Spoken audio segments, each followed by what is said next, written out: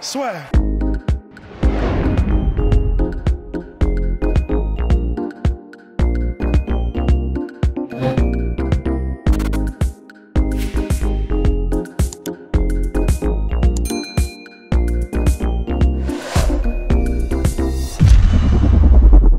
Bonjour à toutes et à tous, bienvenue dans le podcast La Soirée avec Monsieur Mourad Aliev. Bonjour Mourad. Bonjour, merci de me recevoir. Alors ça fait plaisir de t'avoir après, bien évidemment, ce qui s'est passé, cette parenthèse olympique, donc on va directement mettre les pieds dans le plat, bien évidemment.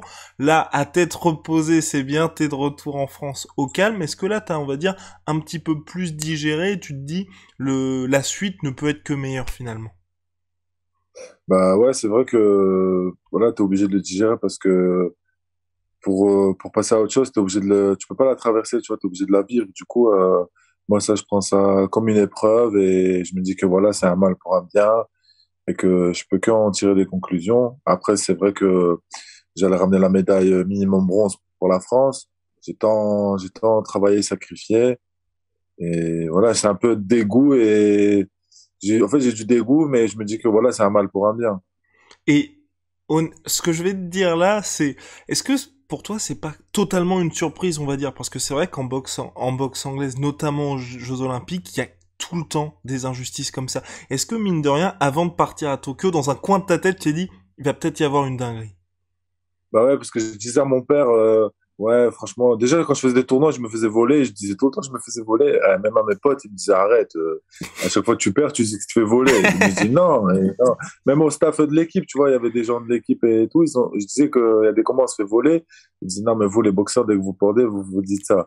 Je dis bah ok, regarde, je suis parti au jeu, publiquement, ouvertement, je me suis fait voler. Et en plus, je savais que là, il allait avoir une dinguerie. Avant de monter sur le combat, si j'ai dit quoi à John, j'ai dit, ah John, franchement, si ça, même à mes potes, tu vois, Samuel et tout, Sofiane, quand on était au Bill et tout, quand on était dans la chambre, j'ai dit, franchement, s'ils me voient, je vais faire, je vais tout casser. Et j'ai dit à John et tout, ils vont nous voler. Il m'a dit, mais non, t'inquiète et tout. Mais lui aussi, tu vois, il savait, on est monté avec cette appréhension et tout. Et après, moi, je m'y attendais, je m'y attendais. C'était pas une surprise, je m'y attendais. Mais après, j'ai dit, tu vois, c'est ma colère. C'est normal que j'exprime ma colère puisque je suis pas, comment dire, je suis un sportif, tu vois, de haut niveau, c'est du sérieux, c'est beaucoup d'investissement et tout foutre en l'air comme ça sur une décision injuste, le pire c'est qu'ils reconnaissent, c'est ça qui fait encore plus la haine. Mais pour Et toi, c'est est-ce une que c'est erreur. possible de changer ça en fait? Parce que on a l'impression que les éditions, même les tournois en gros se suivent et se ressemblent à chaque fois. Il y a une injustice de ce type, mais rien ne se passe. Donc, est-ce qu'il y a moyen que la boxe amateur soit changée à ce niveau-là ou faut juste vivre avec? Je pense que ce serait compliqué de changer parce qu'il y aura toujours, en fait, dans un sport où il y a un jugement personnel avec des arbitres, c'est compliqué, tu vois. Peut-être que sur certains points, on peut voir, on peut améliorer, par exemple, les coups de tête qui m'ont été reprochés. Tu vois, on peut mettre la VAR, par exemple, la vidéo et tout, je sais pas. On peut mettre aussi encore des arbitres sur les côtés pour voir encore, pour avoir encore une meilleure vue, tu vois. Mais voilà, ces choses-là. Mais après, ce qui est personnel et le jugement, ça changera jamais parce que si les arbitres ils sont mis d'accord, bah, tu vois, comme dans le documentaire là, qui avec Alexis Vastine là, tu vois, il y a des arbitres qui disaient ouais, il y a des gens ils ont dit de faire ça et voilà, on est obligé d'appliquer. Du coup, voilà, si sur des choses on peut gagner, sur d'autres, je pense que ça changera pas. Et globalement, pour toi, est-ce qu'il peut y avoir, on va dire, pour toi personnellement, une suite en amateur où là tu vas te lancer vers quelque chose d'autre? Franchement, moi, la boxe amateur, je déteste. Je fais ça, pourquoi? Parce que, voilà, mon père, il voulait que je sois en équipe de France, de représenter la France, tu vois, c'est une fierté. Et aussi de se faire un nom en amateur et tout. Mais moi, franchement, depuis longtemps, je voulais passer pro. Parce que le monde pro, tu vois, c'est autre chose. Il y a du spectacle, t'es là, tu représentes mieux, en fait. Tu peux mieux t'exprimer dans ta boxe. Alors que là, c'est 3 rounds. Même le mec qui sait pas boxer, il suffit qu'il met plein de coups, il mouline, bah, il peut gagner, tu vois. Alors que ça n'a pas son réel niveau. Tu sais qu'il y a plein de mecs, je te mens pas, et ils ont fait médaille et tout au jeu. Ils sont pas forts, hein. Franchement, ils sont pas forts. C'est des mecs, on voyait, ils faisaient des premiers, deuxième tours, ils perdaient. Et là, tu vois, ils sont médaillés. Alors que les gars de mon équipe, ils étaient en train de les froisser en tournoi et ils ont été éliminés. Mais regarde, les autres sont médaillés. Tu vois, ça veut rien dire en fait la boxe olympique. Et donc pour toi, là, Euh, la suite, ça veut dire donc une bah, carrière chez les pros. Ah la bah suite, oui. ouais, voilà, bah oui. Chez les pros, le loup blanc, il arrive et voilà, on va faire ça bien et voilà, on va aller direct chercher les ceintures, on est là pour ça et on perd pas de temps. Et t'as déjà des échéances justement pour ton premier combat pro parce que ça aussi peut-être que Bah, les gens n'en ont pas tous conscience mais tu vois la tu différence vois, entre la boxe amateur et je vais, pro. Vas-y. Ah bah vas-y. je vais annoncer étape par étape, tu vois, mais d'abord, là, ce qui est sûr, c'est que j'ai déjà, je sais avec qui je vais signer, je vais annoncer bientôt la signature. Une fois que c'est signé, je vais annoncer l'échéance, tu vois, c'est la suite logique. Mais moi, j'aime pas annoncer des choses pour au final décevoir les gens, tu vois, étape par étape. Là, ce qui est le plus important, c'est de prendre du recul parce que, tu vois, je viens de rentrer un peu de vacances, prendre du recul, à tête reposée. Et une fois que, tu vois, quand je m'entraîne pas et tout, quand je reste un peu loin de la boxe, après, t'as une sorte de dalle, tu vois, t'as la dalle, t'as envie de revenir et tout. Et moi, je sais que là, déjà, ça fait une semaine où j'ai pas été à la boxe et tout, ça me manque déjà, tu vois, c'est normal. Nous, les sportifs, on aime trop ça, tu vois. Et là, ça commence à me manquer, mais je sais que peut-être dans un mois ou quoi, quand je vais négocier mon contrat, je vais le signer, bah là, je vais annoncer de l'échéance et après, tout va s'enchaîner. Et est-ce que t'as déjà une idée, on va dire, enfin bien évidemment pas de date particulière, mais tu vois, du rythme auquel tu voudrais boxer. Est-ce que t'as déjà, par exemple, des rêves de boxer aux États-Unis? Est-ce que tu vois, t'as un petit peu une idée dans quelle direction t'aimerais que ta carrière aille? Parce que c'est vrai en Bah, boxe, en France, notamment pour les Français, c'est assez rare de percer au plus haut niveau assez rapidement. bah, en fait, il n'y a pas réellement de temps, tu vois. Chacun, il prend son temps. Il y en a, ils sont champions parce ils ont fait un combat contre celui qui a la ceinture, tu vois.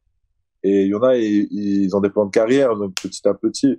En fait, c'est pas mauvais ni bien, c'est juste que tu suis ton chemin et le jour où ça arrive, bah voilà. Par exemple, pour prendre Cyril, tu vois, Cyril, il a commencé petit à petit. Petit à petit, il a gravé les échelons. Hop, il prend l'adversaire. À chaque combat, il prend l'adversaire plus fort, tu vois. C'est normal. Et après, tout le monde, tous les gens qui sont à sa portée, bah, il les boxe, et il se fait connaître et il s'améliore, et tu vois, ça permet aussi de perfectionner son art. Et moi, la dynamique, le plan de carrière, bah, pour être champion, c'est, on va dire, c'est 5 6 combats par an, tu vois, au début. Et après, petit à petit, tu montes, et c'est normal que plus les années vont passer, et plus, tu auras moins de combats, c'est normal. Et après, en espérant viser une ceinture. Enfin, c'est le but, quoi. Et toi, Mais d'abord, t'aimes ça avoir une grosse activité, on va dire? Parce que j'imagine, là, tu vois, t'es en ouais. train de dire, ça fait une semaine que t'as pas boxé, ça t'énerve. Ouais, franchement, Quand t'auras j'aime deux trop combats être. par an, Non, franchement, j'aime trop être dans ça. Tu vois, en fait, c'est comment dire, c'est bien, mais c'est pas bien aussi. Mais comme je suis dedans depuis tout petit, tu vois, c'est comme une raison de vivre. Tu vois, c'est mon truc. Du coup, voilà, je suis bien dedans. Pour l'instant, je m'y plais bien. Je sais que j'ai une énorme marge de progression, que je suis quelqu'un qui est motivé, qui a la dalle. Tu vois, parce que moi, la boxe, comme j'ai été naturalisé tard, tu vois, du coup, j'ai eu tardivement le moyen de m'exprimer en boxe. Regarde, je suis naturalisé à 22 ans, et 23 ans, je vais en équipe, 24 ans, je passe numéro un et 25 ans, je fais les jeux. Tu te rends compte, tu vois, ça a été trop vite. En même pas de 2 ans, j'ai fait les jeux. Tu vois, je suis parti du plus bas niveau au max, tu vois. Et ça veut dire quoi? Ça veut dire que j'ai charbonné. Je me suis entraîné. Je peux demander à tous mes collègues, mes entraîneurs. Quand je me mets un truc à fond, quand je me mets dans un truc à fond, tu vois, c'est à fond. Je m'entraîne comme un fou pour réussir parce que comme un fou, mais intelligemment, tu vois. Genre, je me donne corps et âme, bah, pour réussir mon objectif. Et je sais qu'en pro, ça va être trop bien. et quand tu dis que c'est en pro, ça va être trop bien, qu'est-ce qui va changer concrètement? Parce que là, il y a une certaine excitation pour toi de passer pro, mais qu'est-ce qu'il va y Bah, avoir en pro qu'il n'y avait pas là maintenant pour toi? je sais pas, déjà, ça va être niveau spectacle, tu vois. Genre, je vais arriver et tout, les gens vont voir et tout, ils vont découvrir le loup blanc et tout, tu vois, comme au jeu, tu vois, aux autres tournois, ils ont découvert, mais c'était pas assez pour eux, tu vois. Du coup, là, ils vont découvrir le personnage, ils vont découvrir les KO, la belle boxe, tu vois. Tout ça avec tout ce qui gravite autour, et ben, petit à petit, je sais que ça va monter. Est-ce que tu peux nous parler bah, justement de ton surnom, le loup blanc? D'où est-ce que ça vient alors? Bah, en fait, moi, comme je suis du Caucase, tu vois, je viens d'Azerbaïdjan. Donc, l'animal chez nous, c'est le loup, tu vois. Et le loup, c'est, comme ça a beaucoup de valeur, tu vois, c'est beaucoup familial. c'est toujours ensemble, c'est de l'entraide, comment dire, le respect aux aînés, aux petits, tu vois. C'est ça, en fait. C'est tout ça qui fait le loup blanc. C'est pas juste un animal qui est féroce, tu vois. Il peut être féroce, mais qui aime sa famille, qui aime ses amis, qui protège, tu vois. C'est comme dans les mangas, quoi. Comme un shonen, en fait. Il fait tout pour réussir, quoi. Tout ça, pour aider sa famille et gravir les échelons pour être les meilleurs. Petit à petit. Et donc là, avant de parler bien évidemment de Cyril et du MMA, euh, toi, tout ce qui s'est passé lors des Jeux Olympiques, il y a eu une énorme résonance en France et j'imagine à l'international. Est-ce que, Ouais, l'internet. et voilà justement, est-ce que t'as reçu, je pense, peut-être beaucoup de messages de soutien? Est-ce que ça t'ouvre les portes aussi, certaines portes, pour ta carrière chez les pros? Franchement, je vais vous dire, regarde, quand j'ai perdu, tu vois, enfin, quand je me suis fait éliminer, si je me serais tué et je suis parti dans ma chambre, tout le monde aurait dit, il a perdu, tu vois, c'était cool. Mais là, tu vois, se battre contre l'injustice, parce que moi, j'avais mes raisons, tu vois, je savais que ils étaient en tort. Je me suis battu, tu vois, j'ai dit, non, c'est pas juste pour vous éliminer, vous m'éliminez. Le mec, je lui explose deux arcades, il est en sang et tout. Tu vois, regarde l'état qu'il est. Le mec, moi, je suis propre, visage, rien du tout. C'est moi qui perds, alors que lui, il est cassé de partout. Et c'est injuste, tu vois. Et moi, je savais que j'avais une bonne raison de me battre et je me suis battu. Et franchement, ça a fait la une des journaux. Ça a parlé dans tous les médias, dans tous les pays. Franchement, c'est même en Russie, en Azerbaïdjan, juste de mon côté, en Azerbaïdjan, dans tous les pays. J'ai reçu tellement de messages du peuple français, de l'Azerbaïdjan, de la Turquie, de la Russie, tu vois, qui disaient, ouais, on te soutient, on est avec toi. Et ça m'a tellement réconforté parce que je me disais, en fait, je suis pas seul, tu vois, les gens, ils suivent, en fait. Même s'ils m'envoient pas de messages quand je boxe, en fait, ils suivent à fond, tu vois. Et ils sont toujours là. Et je te jure que même sur Twitter et tout, ça m'a défendu à fond. Et franchement, je suis très content, tu vois, je suis fier, je me dis, putain, en fait, j'ai un vrai public qui sont là pour moi. Et Et, ça m'a fait trop plaisir. et quand t'es resté justement sur le ring, t'as pas eu peur ou un sentiment, tu sais, de te dire quand même, t'es en train de défier, entre guillemets, l'autorité et puis, enfin, l'institution Jeux Olympiques. Ben non, parce que regarde, moi, quand j'étais petit, je suis venu en France à 6 ans, tu vois, avec rien du tout, je suis venu en France et tu vois, j'ai défié aussi un peu ma vie, tu vois, j'ai défini ma vie parce que je me dis, on vient avec rien avec mes parents et tout. Du coup, depuis tout petit, je suis dans ça et là, c'était une injustice que je vis. Du coup, je me dis, j'ai fait 4 ans de sacrifice, c'est pas avec un avertissement une injustice, une disqualification qui va m'enlever ça. Non, j'avais pas peur. En plus, ils me disaient quoi? Ils ont dit, ouais, partez de là, on appelle l'armée. Après, il y avait la police, il y avait, je te jure, il y avait les policiers, la sécurité, il y avait plein de gens. Ils ont dit, on appelle. Et j'ai dit, non, moi, je pars pas. Je pars pas. Ils voulaient Elle dit, appeler je la pars pas. police et l'armée, mais non. Ouais, je te jure. Et maintenant, il y avait déjà des gars de l'armée, mais ils ont dit, on appelle la police. Je te jure, il y avait des policiers, il y avait quelques policiers. Par contre, il y avait la sécurité et tout. Et il venait pas me parler, tu vois, genre, j'étais trop énervé, il me laissait tranquille. Eh, mais laisse tomber, il voulait tu vois, me dégager, en fait. Pouah, oh là là là Mais là. Bah, c'était mais un truc de finalement, fou, t'es ça. resté là et puis t'as fait, enfin, Ouais, mais franchement, moi, je voulais rester encore plus, hein. J'ai dit, tu sais, je disais quoi? Tu sais, je disais quoi? Je disais, ah, il y aura pas de séance, t'as vu la séance de l'après-midi, là, les combats de l'après-midi. Je dis, même ça, il y aura pas. Je reste là. Après, John et tout me dit, vas-y, viens et tout, ça y est, tu veux faire quoi, tu vois, c'est fini. Mais je te jure, j'ai dit non, la session de l'après-midi, vous allez pas la faire. Et voilà, après les juges ils sont délibérés pendant 45 minutes. Après, ils sont revenus, ils nous ont pris à part, tu vois, mais ça a été filmé, hein, tout a été filmé. Eux, ils ont fait encore une erreur, qu'ils se sont fait filmer quand ils ont dit la décision. Ils ont dit, franchement, on reconnaît, ça a été acté, mais on peut pas revenir en arrière. Il me dit, moi, c'était malade ou quoi? C'est les Jeux Olympiques, tu vois. Il me dit, non, on peut pas revenir en arrière. Du coup, on a fait un recours au tribunal et le tribunal aussi, ils ont dit ça. Ils ont reconnu, mais ils ont dit, c'est trop tard, on peut pas revenir en arrière. Parce que si ils reconnaissent l'erreur et qu'ils reviennent en arrière, ça va les décrédibiliser, tu vois. c'est Après, ça. l'institution, elle aura plus aucune influence. Donc, ouais, non, mais Mais c'est bon, clair, voilà. c'était une situation compliquée. Et là, maintenant, donc, Ouais. pour la suite, il y a la boxe pro, mais bon, je vais te demander un peu naïvement. Tout à l'heure, tu parlais de Cyril, donc Cyril Gann. T'as mis les gants avec lui avant de parler de ça. T'as pas envie de te dire, pourquoi pas faire une carrière en MMA?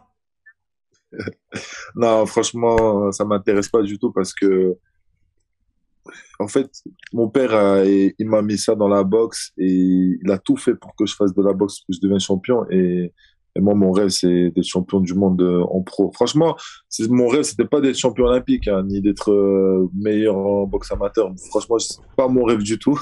Moi, mon rêve, c'est d'avoir, tu vois, les ceintures là autour de moi, d'avoir que des ceintures et d'être le boss, tu vois. C'est tout ce qui m'intéresse. Mais, mais MMA, non, franchement, non, merci. Et donc c'est quoi? C'est ton père qui t'a coaché, qui t'a mis à la boxe directement? Comment ça s'est passé Ouais. exactement? En fait, tout ce que je suis aujourd'hui, c'est mon père, tu vois. Ok. Sans enlever le travail des entraîneurs de l'équipe de France, mais tu vois Mhm. la base, genre la base et tout, c'est mon père. Il m'a appris la boxe, il m'a appris à être un homme. Tu vois, c'est en fait, il a tellement sacrifié de son temps et de ses de ses nerfs pour m'entraîner parce que je me rappelle, je te jure, on n'était pas français, on s'entraînait à la salle et les gens ils disaient mais vous êtes fous, pourquoi vous entraînez, vous avez pas de combat et tout. Et je te jure, on s'entraînait 2 fois par jour comme des à fond, à fond, à fond. Et voilà, tu vois, au jour d'aujourd'hui, ça a payé. Je suis très content. Et mon père, franchement, il venait, il était fatigué et tout. Il s'occupait de moi, tu vois. Et qu'est-ce que tu veux dire par il a donné de ses nerfs parce que t'étais un peu turbulent ou t'écoutais pas trop au début pour les entraînements? Non, mais sauf que, tu vois, quand tu apprends quelque chose à quelqu'un, il apprend pas du premier coup, tu vois. Tu lui redis, le redis, tu fais ça, mets ton point comme ça, tu vois. Et mon père, c'était quelqu'un de minutieux, tu vois. C'est-à-dire, par exemple, quand je frappais, il regardait mes points, il disait frappe comme ça et tout. Et je te jure, pendant une semaine, ça va, mais imagine, tu fais ça pendant des années et des années. Et franchement, tu deviens fou. Et en plus, des fois, faut jouer aussi avec le caractère de celui que tu entraînes, parce que des fois, moi, je voulais pas m'entraîner, tu vois, je suis un jeune, je me dis, vas-y, je rentrais de l'école, il m'attendait, tu vois, j'avais trop la flemme. Il m'attendait, et je me dis, ouais, qu'est-ce qui le motive comme ça, tu vois? Moi, j'avais genre 15-16 ans, je me dis, mais qu'est-ce qui le motive et tout? Et après, il me dit, ouais, en fait, je fais tout ça pour toi, pour que tu réussisses. Et ça a commencé quand en fait? Il t'a mis quand à la boxe exactement? Mais en fait, mon père, il est boxeur, tu vois. D'accord. Et du coup, il a dit, dès que j'ai un fils, bah, il va être boxeur. Du coup, tu vois, Ah, heureusement que t'as c'est bien ça. aimé, hein. Et directement, t'as bien aimé la boxe ou au début c'était un peu compliqué? Non, non, franchement, au début, j'aimais pas du tout. En fait, c'était les deux, tu vois. Il y a des côtés que j'aimais bien et des côtés que j'aimais pas. Mais après, une fois que tu fais, et depuis que j'ai eu ma raison, en fait, j'ai vu que c'est une bonne chose. Et après, au début, franchement, c'est difficile, hein, quand t'es gamin et tout. Il me faisait des entraînements de fou, hein, je te mens pas, des entraînements de fou depuis que je suis petit et tout. Et moi, je voyais ça comme des punitions, tu vois. Je me dis, ouais, c'est un truc de fou. Mais voilà, après, j'ai pris goût et maintenant, j'adore ça. Et donc aujourd'hui, ton père, est-ce que ça va être ton head coach entre guillemets dans ta carrière pro ou tu vas avoir un staff et ton père sera aussi un de tes hommes de coin? Comment est-ce que tu vois ça? Bah, en fait, mon père, c'est toujours mon conseiller, tu vois, c'est mon bras droit, tu vois, il est avec moi et tout, toujours il me conseille et tout. Mais après, c'est clair que j'aurai mes entraîneurs et voilà, j'aurai mon équipe et tout, mais mon père, il sera toujours là. Il aura toujours son mot à dire, quoi. C'est comme avec Khabib et son père, tu vois. Oh là Chez là nous, là c'est comme là. ça, de toute façon. Les Ok. darons, c'est les boss. Le daron, il se pose, il dit une fois, tu vois, il dit, mon père, il m'a jamais dit un truc 2 fois, il m'a dit une fois, c'est tout. Et Aujourd'hui le encore, c'est daron, pareil. ouais, bien sûr, bien sûr. Mon, mon père, c'est le boss, tu vois, personne parle avec lui, c'est le boss. Oh là là. Et donc là, bon, bah, ça va être donc en boxe anglaise pour la suite. T'as fait des sparring avec Cyril Gann. Comment est-ce que ça se passait exactement? Parce qu'il a fait des posts sur les réseaux sociaux, justement, bah, pour t'encourager, te féliciter pour ta qualification au Ouais. JO. Il a montré un petit peu des petits extraits. Mais comment est-ce que ça se passait? Est-ce que toi, justement, t'étais un peu, peut-être, troublé par sa boxe qui vient, enfin, lui, il vient pas directement du MMA, mais tu trouvais qu'il avait un style un peu orthodoxe, on va dire. Franchement, quand je le boxais et tout, en fait, c'est un poids lourd. Du coup, on est 2 poids lourds, mais il était léger, tu vois. Ça veut dire il était beaucoup sur les jambes et tout. Il mettait des coups, après il partait, tu vois, après il revenait. Et franchement, ça déstabilise beaucoup de boxeurs, tu vois. Boxeurs et encore plus les combattants de MMA, parce que tu es là, tu boxes, tu vois un mec balèze et tout, qui bouge super, il est super agile et tout. Tu te dis, ouais, c'est comment? Et franchement, ouais, ce qui m'a perturbé, qui m'a interpellé, tu vois, chez lui, c'était ça. Et franchement, il a un bon coup d'œil, il a tout pour réussir, il a un bon IQ, tu vois, quand il se bat et tout. Et il a tout pour réussir, tu vois, et c'est à lui enfin, comme il fait là, encore d'aligner les planètes et de tout rafaler. Et quand tu vois justement il y a Cyril pas encore bien évidemment, mais tu vois quand il y a Francis Ngannou qui lui dit j'ai envie de faire de la boxe anglaise, et là de plus en plus de combattants de MMA qui vont en boxe anglaise. Est-ce que pour toi tu te dis c'est quand même deux sports différents, faut quand même se calmer, ou au contraire tu vois après avoir mis les gants justement avec Cyril, tu te dis des passerelles sont possibles? En fait, la boxe et le MMA, c'est un autre sport, tu vois. On peut avoir en MMA la base, tu vois, de boxe, boxer, mais on va jamais dans les profondeurs, tu vois. Parce que aller dans les profondeurs, c'est laisser tous les entraînements à côté et faire que de la boxe, tu vois. Et après, il y a des gens qui peuvent s'essayer et tout, mais qui peuvent s'essayer à la boxe, comme les boxeurs qui peuvent s'essayer au MMA, tu vois. Mais ce sera jamais réellement leur, leur niveau maximum, tu vois.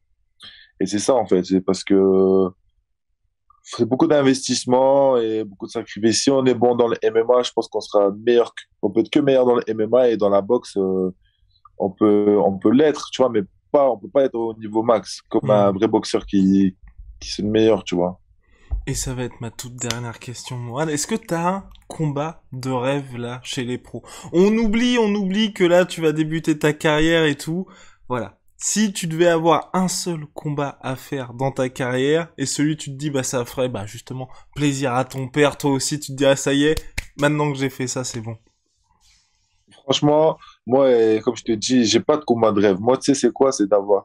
T'as vu la photo de Klitschko quand il avait toutes les ceintures, là? Il avait plus de place sur son bras et tout, il avait mis toutes les ceintures. Mon rêve, c'est de faire cette photo-là. Ok. Tu vois, c'est juste ça. Mon rêve, c'est de faire cette photo-là avec tous les ceintures. Et j'espère dans 10 ans, dans 5 ans, je sais pas, dans quelques années, on ressortira cette interview et on dira que voilà, ça s'est réalisé. Aïe, aïe, aïe. Bah, en vrai, ce serait formidable. Mais, et là, Mais voilà. juste, bah, puis après, c'est une petite parenthèse par rapport à ça, donc c'était pas vraiment ma dernière question, mais tu vois, t'as vu tout le bazar qu'il y a en boxe amateur. Mais en boxe Ouais, chez les pros, justement, pour arriver à avoir toutes les ceintures, ça veut dire beaucoup de défense de ceinture obligatoire, des ouais. challengers, Ça, t'es prêt aussi on va dire, à avoir tout ce pataquès-là qui accompagne la boxe professionnelle? Bien sûr, quand tu t'investis dans quelque chose, tu es obligé de prendre les bons côtés comme les mauvais. Et ça n'existe pas. Si tu prends que les bons côtés, tu es obligé d'avoir les deux.